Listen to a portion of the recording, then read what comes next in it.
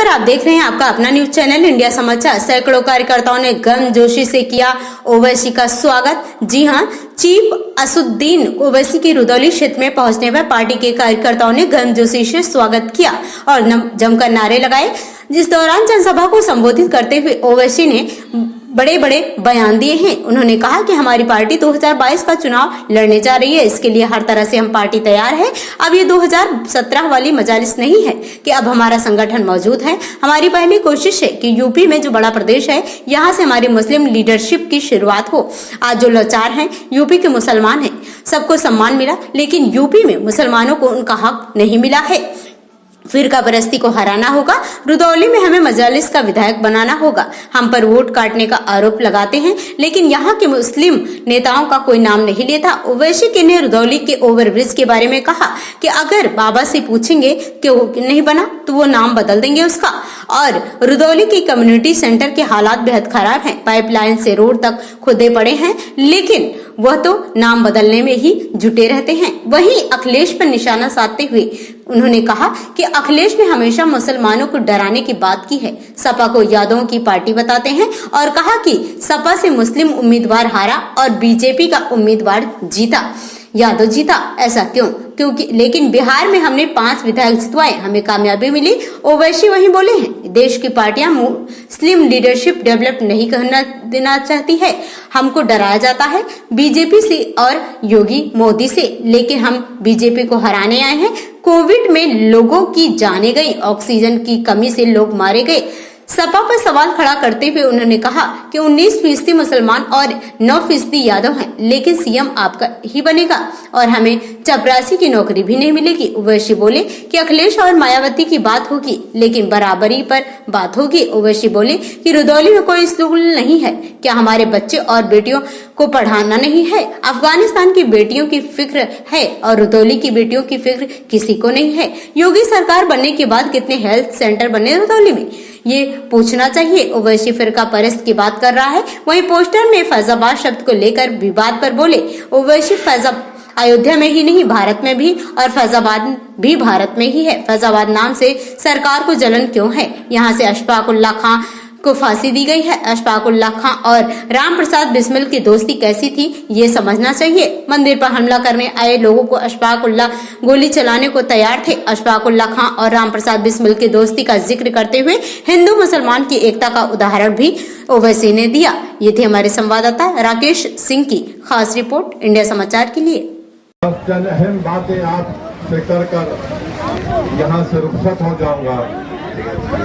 मजलिस आने वाले विधानसभा के चुनाव में पूरी ताकत और पूरी तैयारी के साथ जनाब मोहतरम शौकत अली की क़ियादत में विधानसभा के इलेक्शन को लड़ेगी।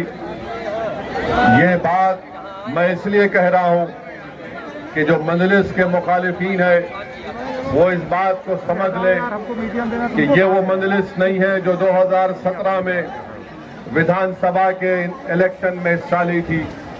इस 5 साल के अरसे में मजलिस ने अपने संगठन को मजबूत किया। मजलिस का पैगाम उत्तर प्रदेश के घर घर पहुंच चुका है। मजलिस ने अपनी तंजीम को अपनी जमात के लोगों की मेहनत और जुस्तजू की बुनियाद पर पहले से ज्यादा आज उत्तर प्रदेश में मजबूत है।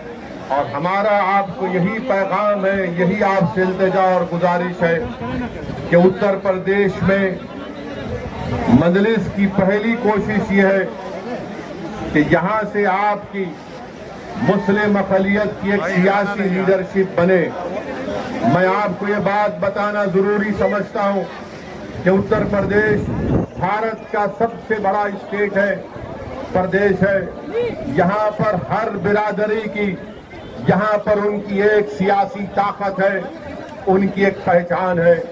अगर उत्तर प्रदेश में अगर किसी की सियासी लीडरशिप नहीं है, किसी की सियासी आवाज नहीं है, किसी के आवाज की अहमियत नहीं है, किसी के आंसुओं की अहमियत नहीं है, अगर कोई यतीमी और लाचारी के माहौल और मायूस हो रहा है तो वो उत्तर प्रदेश का मुसलमान है। और मजलिस ये चाहती है कि आप जमहूरियत को मजबूत करें, भारत की जमहूरियत कैसे मजबूत होगी? भारत की जमहूरियत उस वक्त मजबूत होगी जब सबको उसमें हिस्सेदारी का उसमें हिस्सा मिलेगा।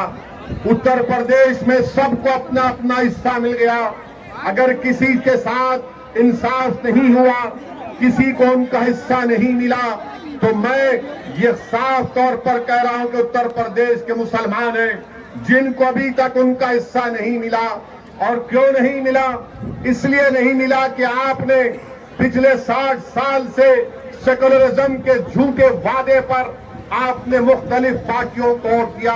कभी आपने कांग्रेस को वोट दिया, उनको नेता बनाया, विधायक बनाया, सांसद बनाया, मुख्यमंत्री बनाया, कभी आपने उनको प्रधानमंत्री बनाया, कभी आपने बीएसपी को वोट दिया, उनका मुख्यमंत्री बनाया, आपने समाजवादी पार्टी को वोट दिया, उनका मुख्यमंत्री बनाया। मगर आप अपने दिल पर हाथ रखकर सोचिए कि आपका पूरे उत्तर प्रदेश में आपका कौन है नेता, कौन है आपकी आवाज, कहाँ है आपकी सियासी ताकत?